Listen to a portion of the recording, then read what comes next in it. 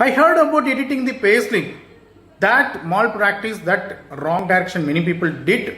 And past few years, many people are asking me, I edited my payslip, something like that. But nowadays, people are starting to edit their PF statement. I'm not talking about editing the service history. They are trying to edit PF statement, PF credited history.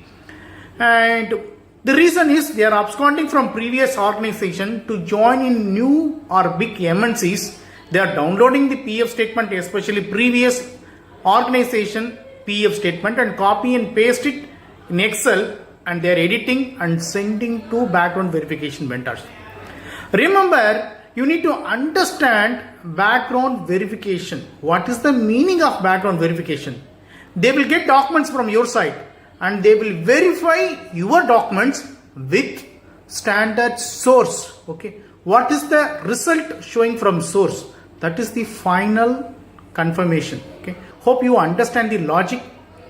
Don't do anything wrong direction, and please always think about in your common sense and do the things. Thank you so much for watching this video. Have a wonderful day. Take care. Bye bye.